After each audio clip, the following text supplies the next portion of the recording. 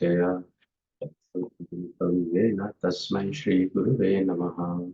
Namo Vishnupadaya Krishna Prishtaya Bhutale Śrīmate Bhakti Vedanta Swaminiti Namine. Namaste Saraswati Deve Gauravani Pacharine Nirvishesha Shunyavati Paschata Deshatarine. Jai Shri Krishna Chaitanya Prabhu Nityananda Shri Advaita Gadadhar Shivasadi Gaura Bhakta Vrindam. Hare Krishna Krishna Krishna Hare Hare Hare Rama Rama Rama Hare Hare. Bhute Mahadviriyayama Puro Vibhu Nirmaya Shete Yatamushu Purusha Bhunte Gunan Shodasha Shodashatmaka Solam Krisishta Bhagavan Vachamsi Me. Shri Krishna Sharanam Sharanaagatam Katha Amritam Satata Pipatam Bhakti Vedanta Marga Pantanam Sarvaloka Rishideva Janna Prasannam Sarvaloka Rishideva Janna Prasannam. Hare Krishna, dear Prabhus and Matajis. Welcome to the morning Śrīmad-Bhāgavatam classes. So we are studying chapter 5th of 1st canto titled Nārada's Instructions on Śrīmad-Bhāgavatam for Vyasadeva. We studied text number 21 yesterday, and in the purport of this verse, Srila Prabhupada emphasizes on the importance of accepting a spiritual master, and as an example to set for all of us, Vyasadeva, although he is a literally incarnation of the Supreme Lord, Lord Shri Krishna himself, Lord Ram himself, Sri Chaitanya Mahaprabhu himself, all these personalities accept a spiritual master and take formal initiation. So how important it is for us to aspire for the same. Indeed, when we accept a spiritual master, it is a sign that we are willing to surrender our independence.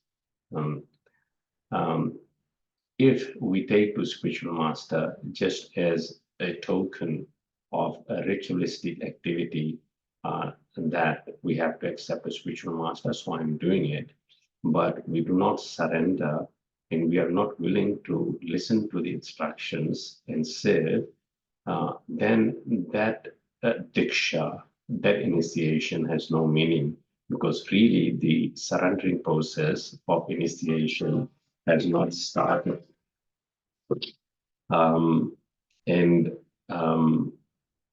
To that effect, we will not be able to progress on devotional path. I'll just have to take this call, so please excuse me for one moment.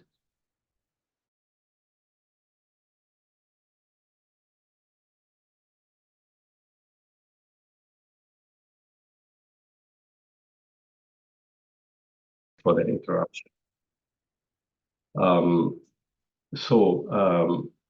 If we just as a token just take spiritual initiation, then actually it is not spiritual initiation. We are just following the convention. So a disciple is bona fide by service and surrender, and the spiritual master is bona fide by service and surrender to his spiritual master. And so in this way, the perfect parampara continues, the message continues, which is of primary importance. As far as the purification is concerned, that Krishna is in charge of, and Krishna will in due course of time purify all living entities who are trying their best. And as Sakirai Prabhu very nicely mentioned in his ISKCON, we have checks and balances in place for all practical purposes that are censoring those who formally become spiritual masters, so that they are best able to guide aspiring disciples and disciples. And Srila Prabhupada had this grand vision of how the organization should be run. And therefore, we should all be aware of it At some stage, perhaps we should know what Srila Prabhupada wanted and whether it is really happening or not. And we have to question as well at every step, not take things blindly. Srila Prabhupada encouraged, if we read Introduction to Bhagavad Gita, that one should scrutinizingly take to this process and not blindly and fanatically. Any questions or comment on this subject matter? I realize it's an important subject matter for most devotees.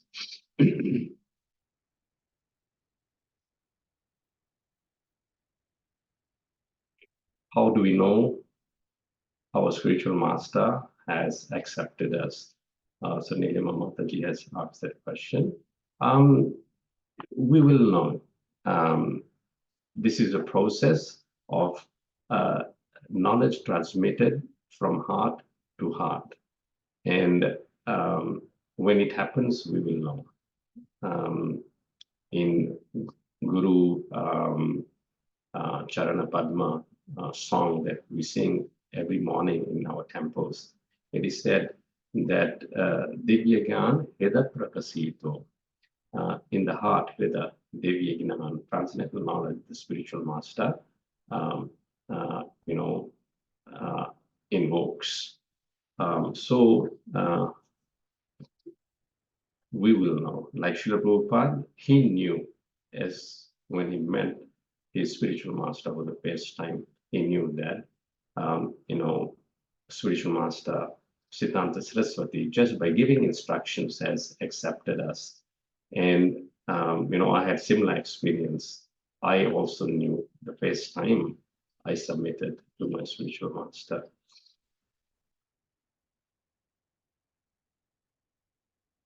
Okay, if there's no other questions or comments, we'll move to the next verse. Narayanam namaskritya naram chaiva naruttamam devim saraswatim vyasam tato jayam mudiraye. Om namo bhagavate vasudevaya. Om namo bhagavate vasudevaya. Om namo bhagavate vasudevaya. Idam hipumsastapasa shritasva sviktasya suktasya bhuti dantayaho avichyutortha kavibhirnirupito yaduttama shloka gunanuvarnanam. Translation. Learned circles have positively concluded that the infallible purpose of the advancement of knowledge, namely austerities, study of Vedas, sacrifice, chanting of hymns, and charity, culminates in the transcendental descriptions of the Lord, who is defined in choice poetry. Would anyone like to read the paper, please? Can I try, Prabhuji? Yes, please go ahead. Human intellect is developed for advancement of learning in art, science and philosophy, physics, chemistry, psychology, economics, politics, etc. By culture of such knowledge, the human society can attain perfection of life. This perfection of life culminates in the realization of the Supreme Being, Vishnu. The Shruti, therefore, directs that those who are actually advanced in learning should aspire for the service of Lord Vishnu.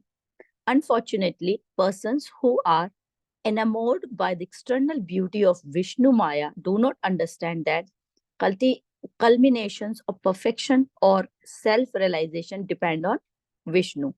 Vishnu Maya means sense enjoyment, which is transient and miserable. Those who are entrapped by Vishnu Maya utilize advancement of knowledge for sense enjoyment. Sri Nārada Muni has explained that all paraphernalia of the cosmic universe is but an emanation from the Lord out of his different energies, because the Lord has set in motion by his inconceivable energy the actions and reactions of the created manifestation. They have come to be out of his energy. They rest on his energy, and after annihilations, they merge into him. Nothing is therefore different from him, but at the same time, the Lord is always different from him. Hare Krishna. When Mataji. advancement of Sorry, Mataji, we'll just thank you, discuss these points. So nothing is different from him, but at the same time, the Lord is always different from them. So basically, the Lord is independent and never affected by his creations. And at this point, we always have to remember that Krishna is the source of everything, and therefore everything is connected to him, either directly or indirectly. And therefore, he is all in all. He's our source as well. And because he is our source, we have to ultimately surrender to him. Please go ahead, Mataji.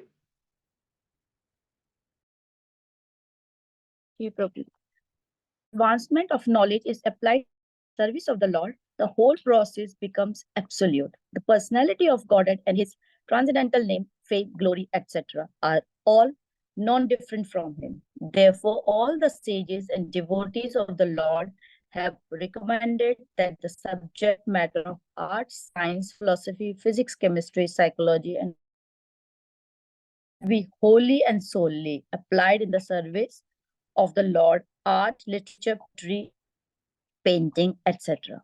may be used in glorifying the Lord. The fiction writer, poets, and celebrated literatures are generally engaged in writing of sensuous subjects, but if they turn towards the service of the Lord, they can describe the transcendental pastime of the Lord. Valmiki was a great poet, and similarly, Vyasadeva is a great writer. And both of them have absolutely engaged themselves in delineating the transcendental activities of the Lord, and by doing so have immortal. Similarly, science and philosophy also should be applied in the service of the Lord. There is no use presenting dry, speculative.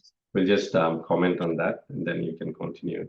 So, in a nutshell, Thank you, because everything is emanating from Krishna, aham sarvasya prabhavo, mataha sarvam pravartate. Therefore, all the different faculties of different fields of activity, Prabhupada is emphasizing on, whether it be politics, economics, chemistry, physics, science, art, all these have to be engaged in service of the Lord. It's a simple formula and no mincing of words in it. However, if we do not use it in the service of the Lord, we will be using it in our own service that is actually very detrimental, because it is against the constitutional position. Our constitution, to be nourished and survive, we have to serve and not be served. So in Śrīmad-Bhāgavatam, the second seed verse of Śrīmad-Bhāgavatam says, Rite artham yat pratiyeta. In this world, if we see anything of any value, artha, but na pratiyeta cha atmani, Krishna says, if its value is not in relation to me, na pratiyeta cha atmani, then tad vidyat atmano maya, then know that as my illusory energy. Yatha bhaso yatha tamaha, that reflection which is seen in darkness. So just imagine in a room which is surrounded by mirrors, walls of mirrors. However, there is no light, it's pitch dark. How can we see the reflection? We cannot. Therefore, it is just illusion. Only Krishna is present, then everything appears as it is. So when we serve Krishna, we actually indirectly end up saving ourselves, because we are part and parcel of Krishna. When water the root of the tree, the trunk, stems, leaves, branches automatically become nourished. Similarly, when we serve Krishna, we actually become nourished, but when we try to do it ourselves for our own purposes, not knowing that we are not the root, we are just a insignificant leaf in this vast tree, then we do not have the capacity to absorb and digest that activity that we are doing materially, because our efforts are misplaced. So Prabhupada then goes on here to explain about the faculty, especially of science. Please go ahead, Mataji.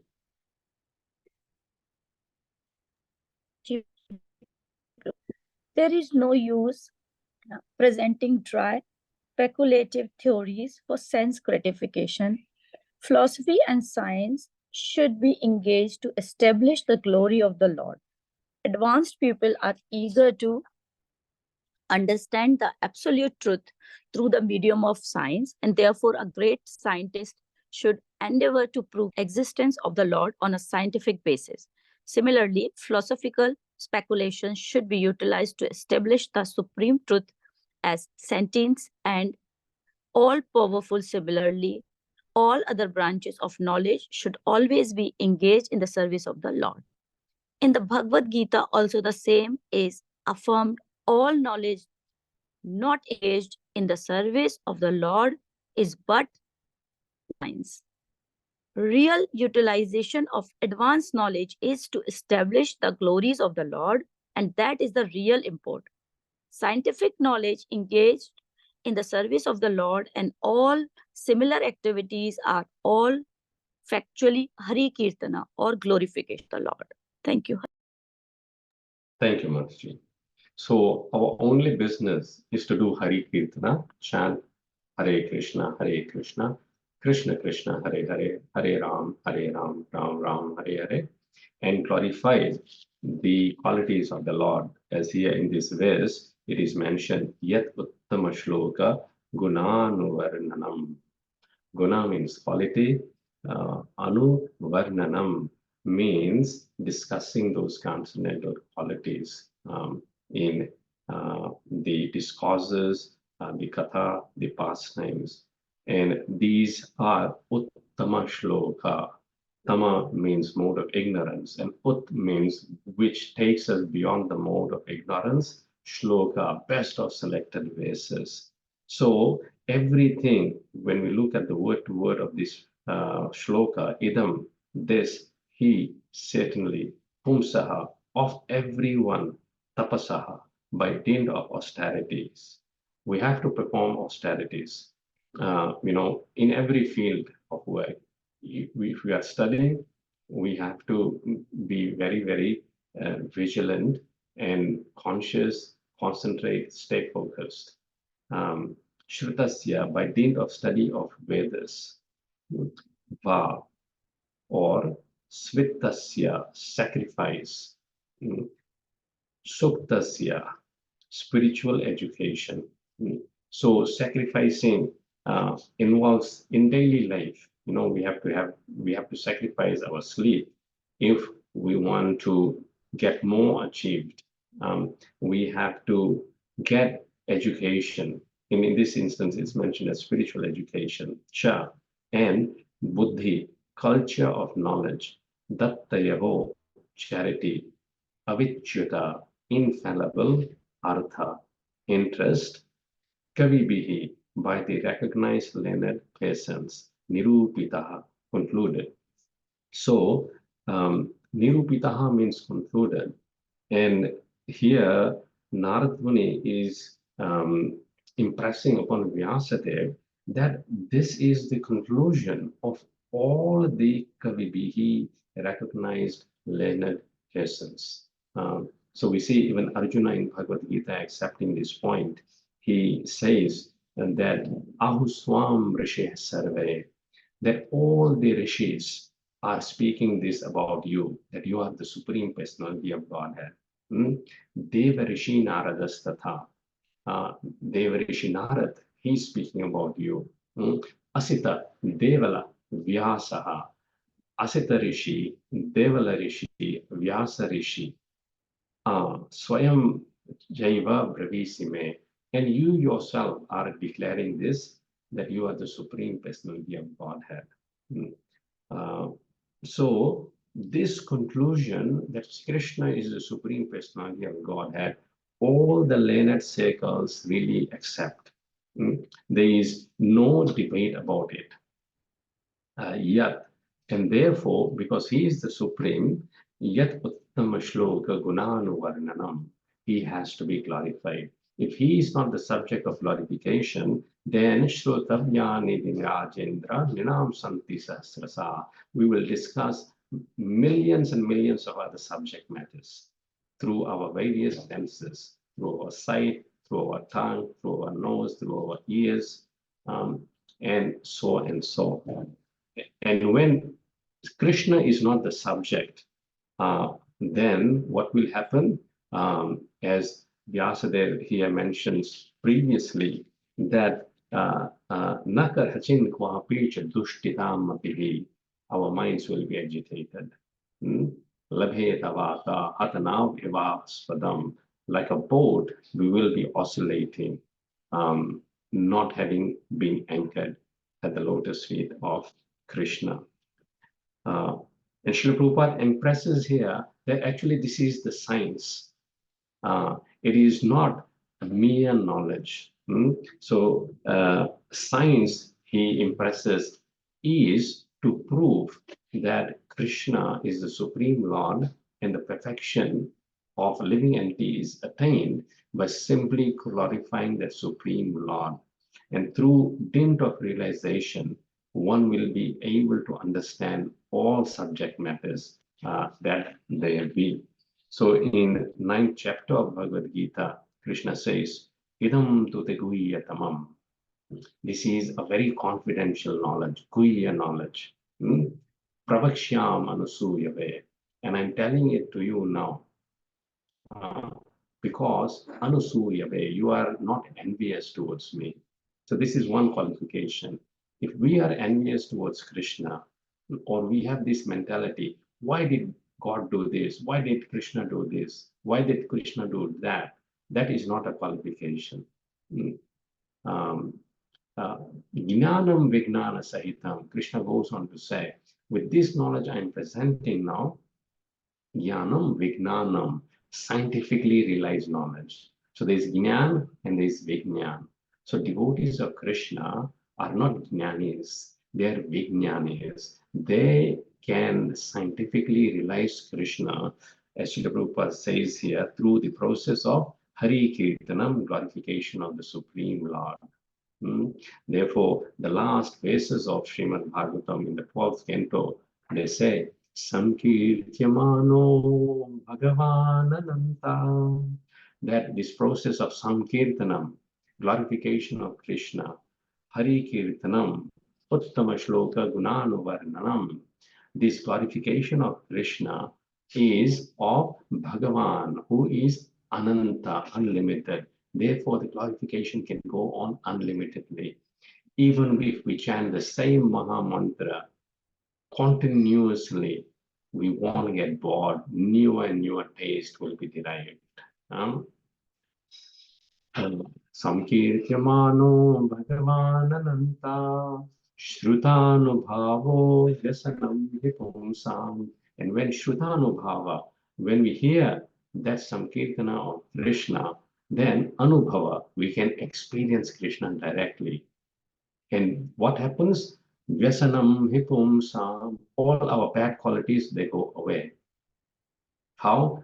Pravishya Chittam Vidhunoti Asesham, because through the channel of ears, when clarification of Krishna enters the heart, then he cleanses everything, all the dirt from the heart, he cleanses. Yatha tamo arko, how arka, when the sun is present, then avaram ivati vata, then all the fog, it dissipates. Or when the wind blows the clouds away, then we can actually see the sun directly. Similarly, this process of Sankirtana is bringing the spirituality, the sun of spirituality in our life, which enlivens us all. However, if we don't listen to Krishna Katha, then it is said that it is Asat Katha, it is temporary Katha, it is false Katha, and it will just entangle us. Only Krishna Katha is Satya, truth. Only Krishna Katha is Mangalam, auspicious. Only Krishna Katha is Punya, it is piety. Tadeva Satyam, Tadyuhaiva Mangalam, Tadeva Punyam, Bhagavad Gunodayam. Bhagavad Gunodayam, listening and describing the qualities of Krishna, that is only truth, only piety, only auspiciousness. And therefore, he goes on to say in the last line that Tadaiva Ramyam, this is actual enjoyment and pleasure for the living entity. The living entity can actually be happy and feel pleasure. Tadaiva Ramyam, Ruchiram Navam Navam, and experience newer and newer taste. Tadaiva Ramyam Ruchiram Navam Navam. Tadaiva Shashvam Manaso Mahotsavam. He can experience this taste, new and newer taste every day from the same Mahamantra, from the same pastimes of Krishna, because Krishna is unlimited. Ramyam is a very nice word. Ramyam means spotting. So, like transcendental swans, hamsas, the devotees spot in the transcendental waters of bliss, in the lake of spiritual engagement, whose lotus stem are compared to Krishna's lotus feet. So the swans, dunkling swans, they dive deep into the waters of spiritual bliss, and therein they are situated at the lotus feet of Krishna, experiencing the nectar of his lotus feet through the Bhagavad Katha and Harinam Sankirtanam. And this gives them Tadaiva Ramyam, so much pleasure. Ruchiram Navam Navam, new and newer days. Tadaiva Shashvan, because this process is transcendental, Shashvan. Tadaiva Shashvan Manaso Mahotsavam. And this is very nicely translated as Manaso Mahotsavam. It is the perpetual festival of the mind. Perpetually we are enlivened every day when we chant Hare Krishna Mahamantra and when we do Uttama Shloka Gunanuvarananam. There is nothing boring about it. Manaso Mahotsavam. Who doesn't enjoy Mahotsava festival? So this is perpetual festival. Manaso Mahotsavam. So let's be enlivened, each day, every moment, by absorbing ourselves in Hari Katha, in Uttama Shloka Gunanuvarnanam, in Sankirtanam. This is the scientific way to realize absolute truth. So any questions or comments? Project, can I share something here, especially for this verse and purport? This purport can be a bit daunting for many newcomers, because like a lot of the typical ISKCON words are used, and Prabhupada takes us right from the basic to the most highest level, especially the way you have very nicely glorified Krishna and his lotus feet, right? What we should also understand that how we can translate this into our lives. I'll give you an example where last week in one of our study groups, we actually did some bhajans, and we formed a group of two people, and one person who can sing and one person who cannot sing, and they had to lead the bhajan, different bhajans, and that became so ecstatic. And then when we studied the translation, so this way, when we translate whatever we are studying here into our lives in a very pleasing manner, then it really, we can also understand by our experience. It says pareshan bhavo. We experience this, and then understanding automatically comes like that. So somehow or the other, if we can understand that whatever Prabhupada says, if we can meditate upon how we can translate that into our lives on a daily basis in a joyful manner, that will probably help, Prabhu. That's my 2 cents worth. Thank you, Prabhu. Thank you so much, Prabhuji. Thank you so much. And tomorrow is auspicious day of Ekadashi, and let's try this out. On Ekadashi day, let's get together with devotees and sing some bhajans. That will be really nice. In Hare Krishna temple in Burbank, very soon we may start on Ekadashi day kirtans as well. Krishna willing. Jai Granth Śrīmad-Bhāgavatam ki Jai. Srila Prabhupada ki Jai. Have a wonderful Krishna conscious day. Hare Krishna. Thank you, Prabhu. Hare Krishna. Hare Krishna, Prabhu. Thank you, Prabhu. Hare Krishna. Thank you, Prabhu. Thank you. Thank you, Prabhu.